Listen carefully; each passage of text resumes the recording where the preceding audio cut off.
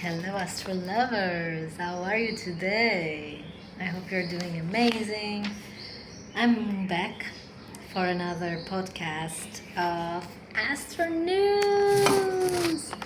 I hope you are as excited as I am to receive this information for this week.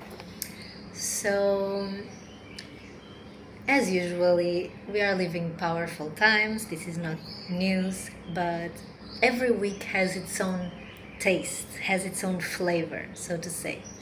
So, on the menu for this week, we have Mercury Retrograde. You probably have read about it, heard about it, a dozen of things about it, but now listen to my point of view on it, because every astrologist or astrology lover is different and has different awareness, different points of view, so it will always add up to what you already have. It's great. Okay, so Mercury retrograde in Sagittarius. It will be until the 29th of November, but on the 19th, Mercury is back in Scorpio. Yes, so this will be the time in Sagittarius, and then it goes back to Scorpio, and in Scorpio it will go direct again. So this is the moment in Sagittarius is when the reflection starts. And then we go a little bit backwards to where we were before, because Mercury was already in Scorpio. And it's like it's closing just remember it in Portuguese, like that loose ends. Basically, that's what it is. So when it is in Sagittarius, in general, Mercury in Sagittarius, being Mercury, the mind, the communication, expression, intellect, learning processes. Sagittarius is truth seeking, is expansion, is journeying, is adventuring, is freedom, but the main thing I would say is truth and experience, wisdom. Okay, that's the difference between Sagittarius and Gemini, is that Gemini is intellectual, is mind level, and Sagittarius is experience level. So it's not just in the mind, it goes and experiences it. So this plus the topic of truth, because only when you experience you know whatever is true to yourself. If you stay at the mind level, at the Gemini level, I'm not saying that Geminis are superficial, because they also have Sagittarius in their chart somewhere, but the energy itself, when we talk about Gemini, we talk about mind, we talk about communication, we talk about intellect, okay? So we talk about arguments, conversations, talking about things. The difference is that when we are in Sagittarius, we not only talk about things, we go and we experience them. So we see what really is. So in Gemini, we say that, I've never been to Brazil, but I say, Brazil is this and is that. In Sagittarius, you really go to Brazil, you experience Brazil, and then you come off with your conclusions. So that's why in Sagittarius we go and we explore different cultures, landscapes, backgrounds, philosophies, ways of seeing life, and then we get to our conclusions. And in the end we see that it's so similar and so different at the same time. And that's the beauty of humanity. Even though we think it's all different or it's all the same, like we put into boxes, and Sagittarius forces us to go out of the boxes, to experience, to try it, taste it. You cannot say you don't like gooseberries if you never tried. So that's the Sagittarius thing, okay? So Mercury retrograde in Sagittarius is about reviewing our convictions a little bit. Those things that we say so clearly, I would never do that, or I will always love this, and then 1 year after, changed. So this is Mercury in Sagittarius, and Mercury retrograde is reviewing this.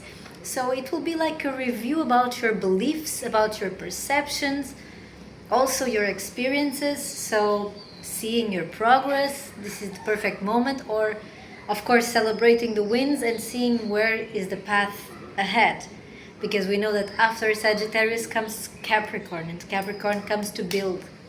But we can only build if we know what we want to build. And that's what Sagittarius teaches us. We explore, we see, and then we are like, okay, this is what I want, this is what I don't want. So then at some point in the end of the month, in the 18, 19, Mercury goes back to Scorpio.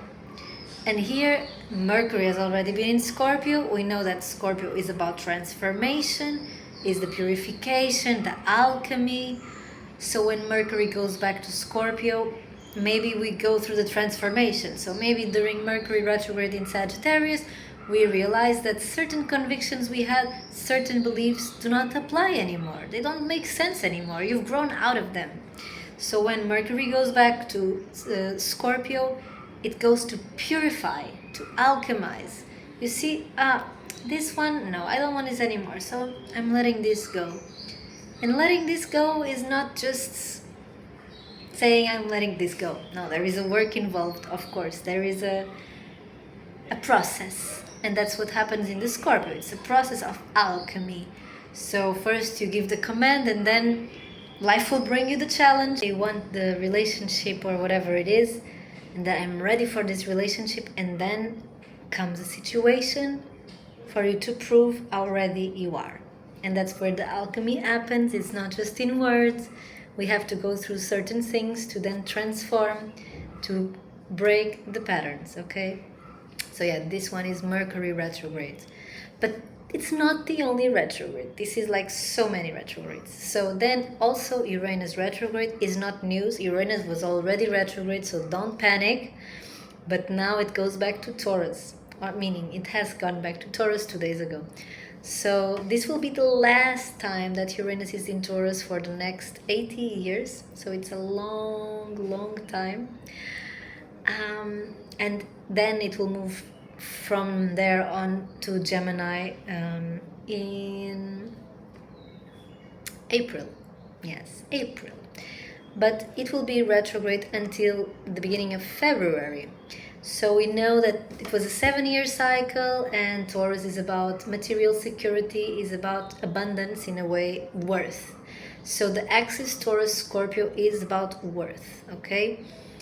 And Scorpio being Taurus being this worth in the more material, let's say, aspect of it.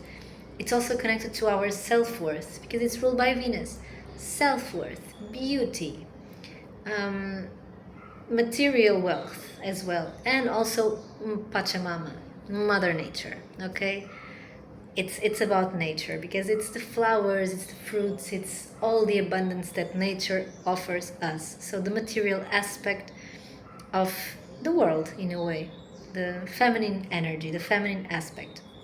And with feminine, I don't mean female or male, it's no gender, okay? So feminine aspect of Earth.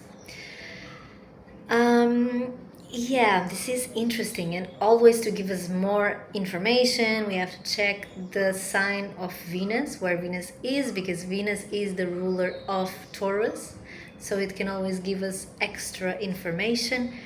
And for now, Venus is in Scorpio, as we know, so it's kind of a little bit, could be a little bit shady in a way. I'm not saying that Venus in Scorpio is shady, but in a collective note, it can be, because we know and we see that the world is still stuck in the shadow of the Scorpio. So this power abuse, greed, all these things are the shadow of these two energies, of this axis of Taurus and Scorpio. So in this retrograde, we know that it's going backwards. So at one point in one side of it, we can connect more with our ancestors, with our roots, go back to ancient practices, go back to ancient ways of living. And maybe it's the earth itself that says, hey, come on, give me a break, guys, you are being too much. Or it could be also humans doing this, okay? So many ways, and you probably noticed that I don't like to go into saying this is going to happen or that is going to happen. I prefer to leave it in the open. These energies are subjective, and we are not here to create dooms, okay? So this is free, and so very much I appreciate free will. Yeah, and of course we know that when Uranus goes back into Gemini, this will go like crazy, AI, all of that, everything related to communications will be crazy. So yeah, the new world era is there. So also during this week, Jupiter will go retrograde. Oh my god! And it will be retrograde until March. So Jupiter has already made a long way in Cancer, almost close to Leo. So going retrograde, I think it will go until the 15th degree, so until the mid of its cycle. We know that Jupiter expands. We know that Cancer expands the sensitivity, the feminine, the need for safety, for home. So yeah, with Jupiter on this retrograde movement, we are going deeper into our feelings, and also I feel like this is kind of a balance of what happened since June, in a way. Um, Maybe we are not taking so much action, um, or maybe the things that we started on this period are now going deeper, so we are not starting new things, but it's expanding the sensitivity, and this is even more introspective. So yeah, it's a very deep, profound process that we are here, and I don't think we'll be the same after this Jupiter in Cancer. Like, I speak for myself. For me, it put me so much in touch for the feelings. So yeah, and now I feel like it's getting deeper. It's looking into the little details, into the little parts, and understanding the real meaning of emotional security. And overall, this is a week of inner work, as usual. That's on the menu. But it's a week that we might get confronted with some of our fears, um, and also some of our insecurities, but not confronted in an intense way, like a too much stormy way, but more like in a, okay, now I understand. So it kind of is a week of insights, of input, of hints of magical things also coming into your reality, but also of receiving some clarity in the things that you really need clarity for. It's normal if you have so many questions, it's normal. Planets are retrograde, so we are kind of reviewing a lot of stuff, reviewing a lot of information. So this is exactly the moment that we get the clarity that we so much ask for. But this doesn't happen just, oh, okay, clarity is here. No, it requires self-reflection. So these retrogrades, the big key for these retrogrades is go inwards, self-reflection, write, journal, talk to your friends, talk to your therapist, do the work. That's exactly what it is. And when things don't work out, don't stress. Of course, another classic advice you'll read is everywhere is don't sign contracts, don't start nothing new. Those are Mercury retrograde deals. So as all these planets are retrograde right now, of course I'm not saying don't do nothing, just sit at home and wait. No, that's not what I'm saying. But big things are not meant to be started right now, okay? I would not recommend like big movements. And if you do, pause, breathe. And when things don't go right, pause, breathe. Always go back to the practice. Meditation is an excellent tool. Many of you maybe are into that. Many of you maybe say, I cannot meditate. Well, everyone breathes. So you can use your breath and breathe deeply. And that's already meditation in a way. If you just sit and you just breathe, connect to your breath, take deep breaths, this already helps.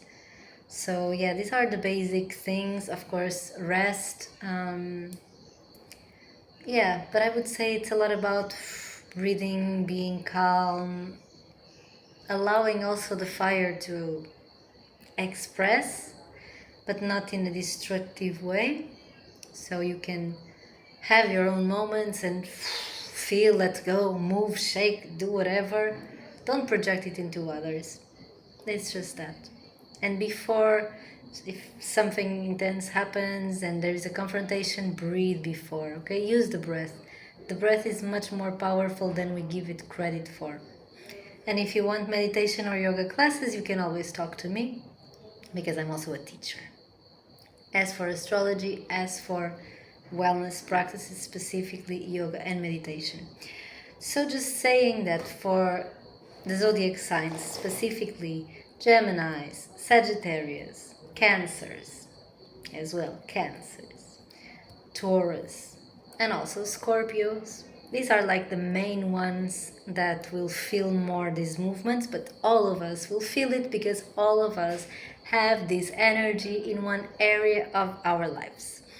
But yeah, definitely Sagittarius need to breathe deeply, more deeply, and maybe take it a little bit slower or be a little bit more patient, cautious, whatever you want to call it.